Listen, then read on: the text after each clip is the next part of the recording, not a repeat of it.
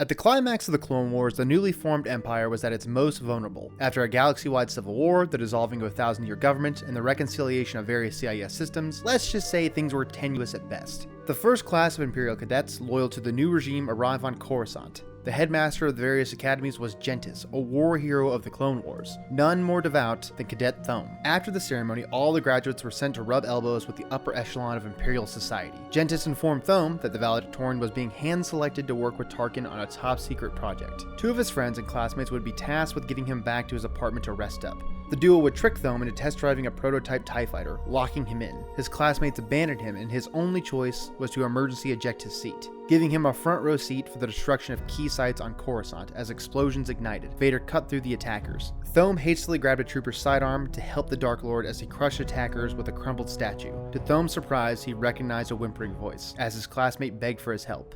It was a coup. The attempt to overthrow the Empire was shockingly quick. The cadets were perfect, as they could blend in everywhere. As Thome's friend lay dying, he explains the grand plan. The headmaster didn't want any more of his trainees to be thrown into the meat grinder of war. With his final breath, he begs Thome for help. Regardless of how the valedictorian felt, with Vader breathing down his neck, he really had little choice. He executes his classmate. Pledging his loyalty to the Dark Lord, the pair rush to the Emperor's aid as an explosion rocks the palace. Fleeing the explosion, Imperial officers burst out with their lungs burning, begging for help. The Emperor miraculously survived the poisoning attempt, keeping it at bay with the Force. Moff Tracta was already on the scene and explains to Vader that the Emperor has precious little time left. They transported him to the crypt, and they needed a secret location off Imperial grids. Vader knew how to find such a place. As they entered the Jedi Temple, Gentis hacked every droid within 5 kilometers of the Imperial Palace. Upon the droid's defeat, Vader tells Thome he will tell no one of what he sees in the Jedi Council room. A hologram recording of Anakin Skywalker materializes, demanding to know where the Jedi are taking his prisoners of war. Arguing that he deserved to know what the Order was doing with prisoners of war, Anakin struck a nerve, and Obi-Wan told him to drop it. Frustrated, Anakin says he would just ask Palpatine what he knew. The Council is divided on the morality of maintaining a prison for criminals who really had no trial. Learning the location of the prison, Vader lashes out with the Force, exploding the room. Tracta had unfinished business with a former Padawan turned Separatist sympathizer, the one who had left the Moff disfigured. Thome related to the Moff. His whole family had been killed in a Tabana explosion. Gentis had blacked out all communication and blockaded all transport, and Tarkin planned to assume command of the Empire upon his arrival. At the edge of the galaxy, Dyad was selected by the Jedi Order to hide the prison due to its electrical storms. The knight who was tasked with guarding the prison didn't have time to react. Back on Coruscant, Gentis tries to sway generals to his side by showing them the crematorium. One day they may be led to their deaths by the Emperor. In cell 1973, the Padawan who had mangled Tracta sat unexpecting his grim fate. Meanwhile, Thome had come up with a plan. They could build an army to fight back Gentis. They just had to release the prisoners from their cells. Releasing the prisoners from their cells, Vader demanded that all the captives fight to the death.